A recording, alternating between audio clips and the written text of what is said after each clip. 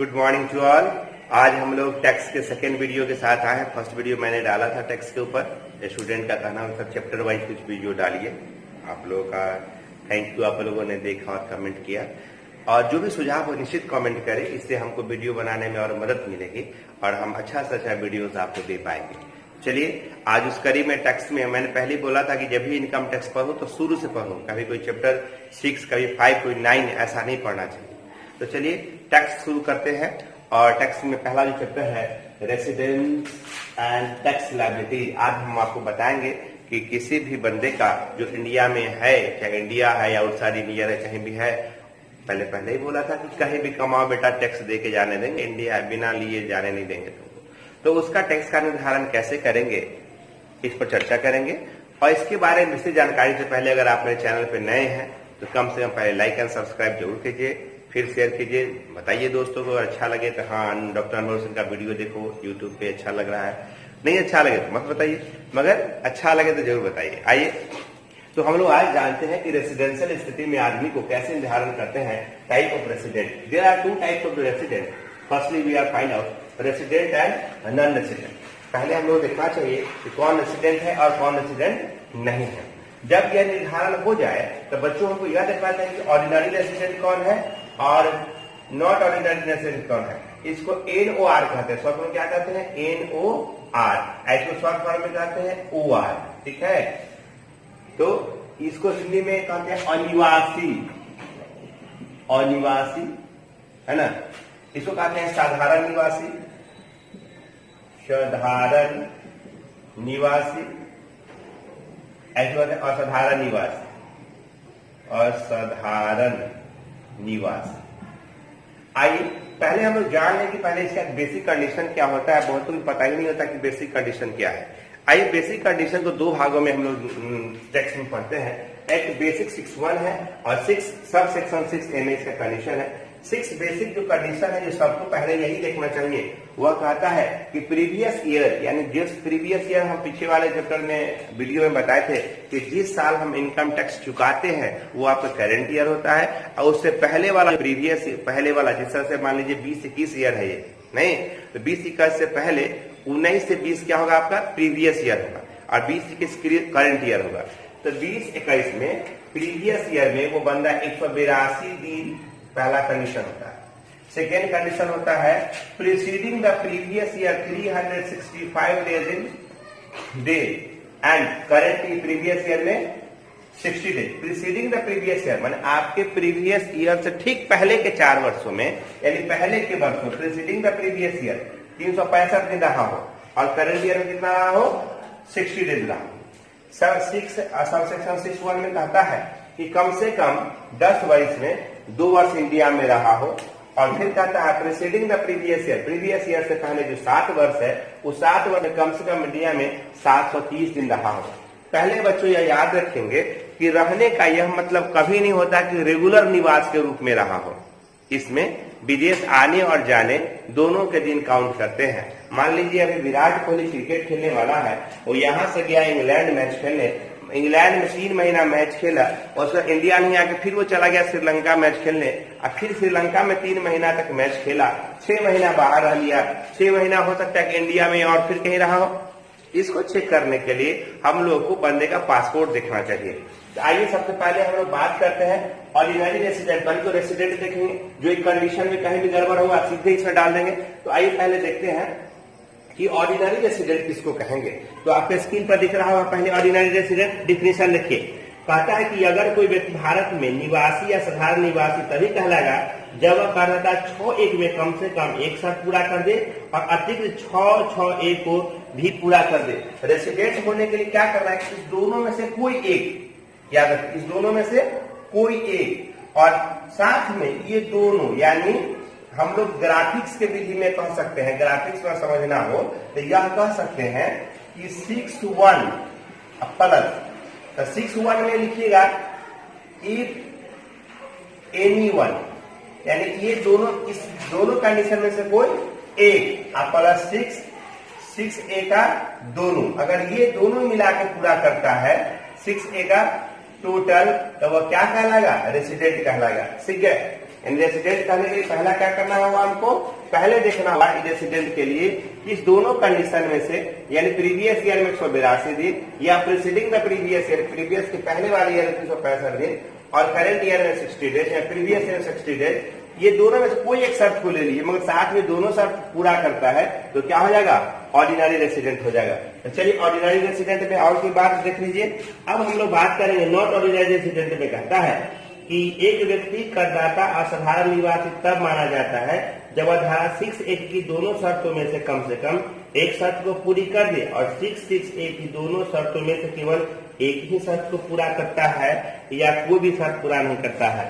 ये होने के लिए क्या होगा, असाधारण निवासी में क्या होगा कि इसमें से दोनों में से कोई एक, पहला में से मतलब 6(1) का कोई भी एक शर्त, ठीक है, और इस दोनों में से जैसे ही वो फेल करता है, कोई शर्त पूरा नहीं करता है, तो क्या हो जाएगा, ये ऑर्डिनरी रेसिडेंट हो जाएगा। ठीक है, तो इस दोनों में से कोई कहां चला जाएगा, ऑर्डिनरी रेसिडेंट पूरा कर जाएगा। और जैसे ये दोनों शर्त को पूरा नहीं करता है तो ये क्या कहलाएगा, अनिवासी कहलाएगा।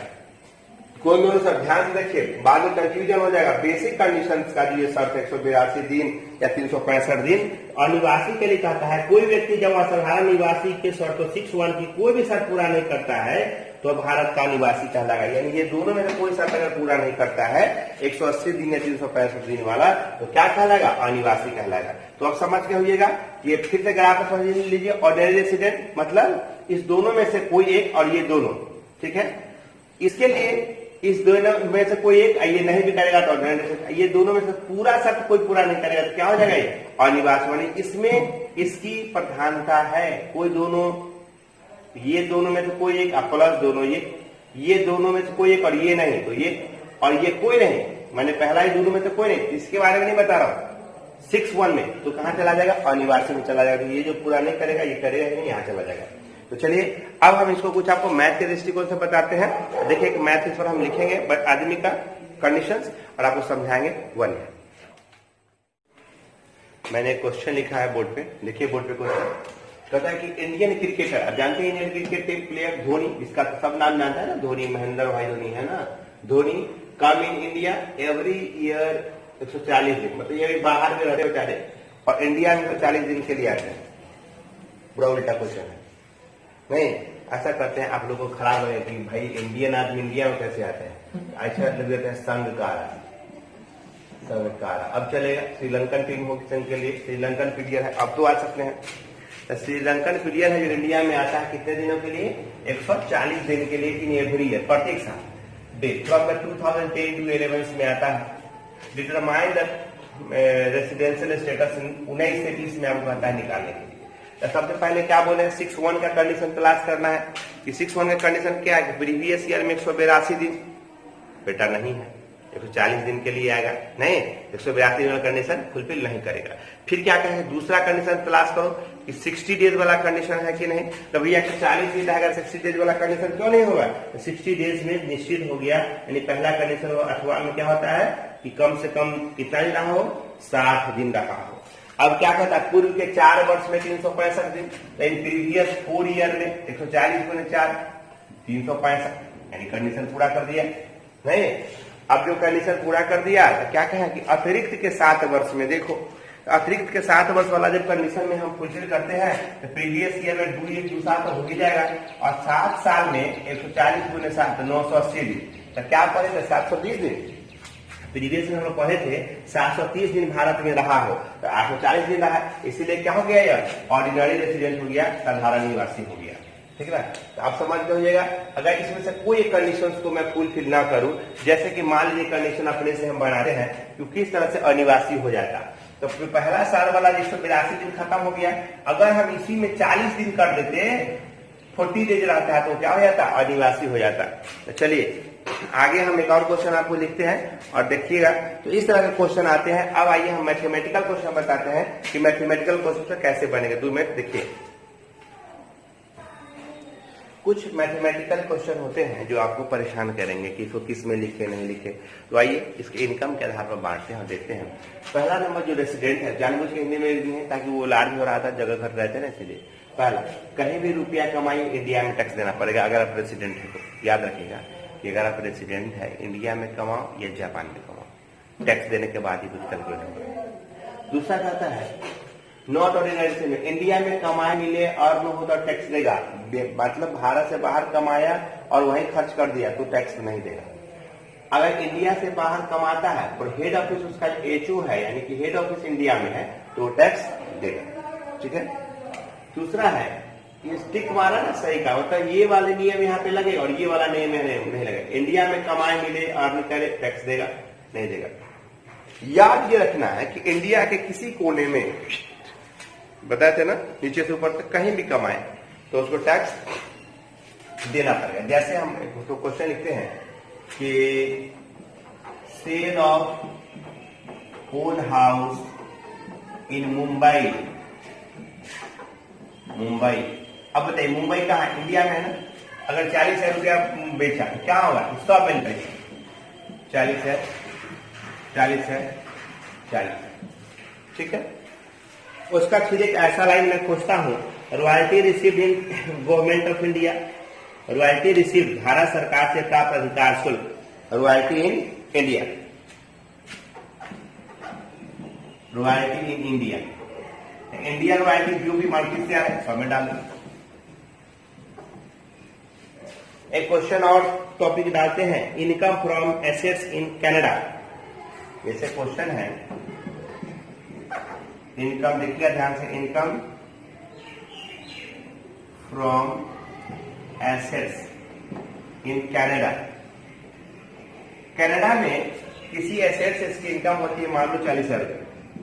तो अब पहला नंबर कहा कहीं भी रुपया कमाओ तो रेसिडेंट में देंगे, रेसिडेंट में देखिए।